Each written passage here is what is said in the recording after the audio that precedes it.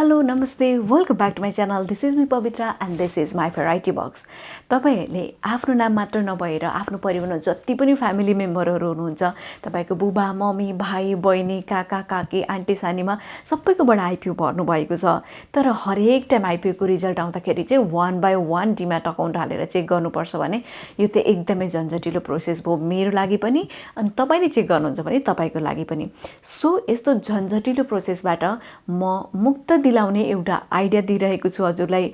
आजको भिडियो तपाईको लागि काम लाग्न सक्छ यस कारणले। सो भिडियो सुरुदेखि अन्तिमसम्म हेर्नु होला।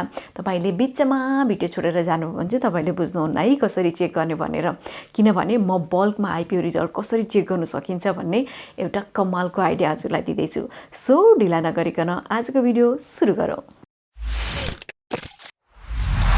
This is Pavitra's Variety Box. सबैभन्दा पहिले मैले यहाँ मेरो मोबाइल स्क्रिन शेयर गरेको छु र तपाईले यसरी सर्चमा गएर प्ले स्टोरमा जानुहोस् र जब प्ले स्टोरमा जानुहुन्छ यहाँ गएर तपाईले एउटा एप्लिकेसन डाउनलोड गर्नुपर्ने हुन्छ।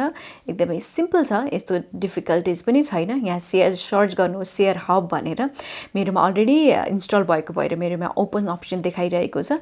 सो म यहाँ डाइरेक्ट ओपन गर्छु, हजुरले चाहिँ इन्स्टल गर्नु होला है।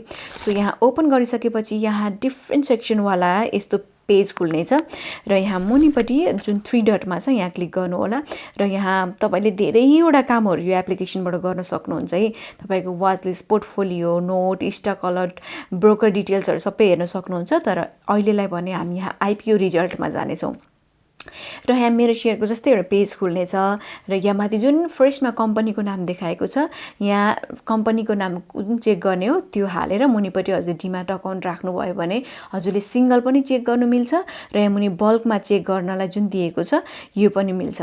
र बल्कमा चेक गर्ने कुरा गर्दै छौं, सिंगल त हामीले अलरेडी हामीलाई आइडिया छ। सो बल्कमा आइपीओ रिजल्ट चेक गर्नुको लागि चाहिँ यहाँ मुनि जुन प्लस आइकन दिएको छ यहाँ गएर सुरुमा हजुरले तपाईले आफ्नो डिटेल्स चाहिँ एकपल्ट इन्सर्ट गर्नुपर्ने हुन्छ। यसरी बीओआईडी दिएको ठाउँमा जसरी एक्जाम्पल दिएको छ यसरी आफ्नो डीमैट अकाउन्ट राख्ने र मुनि नाम भएको ठाउँमा नाम राख्ने, त्यसपछि एड गर्दै जानु होला र सबै हजुरसँग जति पनि डीमैट छ त्यो सबै डीमैट अकाउन्टहरुलाई चाहिँ यहाँ एड गर्नु होला। र जब तपाई बल्क चेकमा जानुहुन्छ मुनि सेभ भन्नेमा देखाउँछ तपाईले जति पनि डिटेल्स एड गर्नुहुन्छ र तपाईले यसरी बल्क चेकमा जाने। यहाँ मैले भर्खरै आएको यो हाइड्रो पावरको एउटा चेक गरेको छु र यहाँ यसरी कम्पनीको नाम सेलेक्ट गरिसके पछाडी यहाँ मुनि चेकमा गएर क्लिक गरिसकेपछि यसरी हजुरलाई रिजल्ट देखाउनेछ। हेर्नुस् त लकी मी एउटा मलाई परेको छ। मैले आजको भिडियो हजुरको लागि एकदमै इन्फर्मेटिभ बन्यो होला भन्ने आशा गरेकी छु र यस्तै अन्य इन्फर्मेटिभ भिडियोहरु हेर्नको लागि मेरो च्यानललाई सब्स्क्राइब गरेर नोटिफिकेसन बेलमा अल गर्नु होला ताकि यस्तै अन्य इन्फर्मेटिभ भिडियो आउन साथै सबैभन्दा पहिले नोटिफिकेसन हजुरको फोनमा आउनेछ। सो भिडियो मन पर्यो भने लाइक गर्नु होला अनि यस्तो चाहिँ टपिक आयो भने राम्रो है, यस्तो भिडियोहरु चाहिँ हेर्नु पाए भनेर सोचिरहनु भएको छ भने कमेन्ट बक्स डेफिनेटली हजुरकै लागि हो। And do not forget to subscribe to my channel. Bye bye.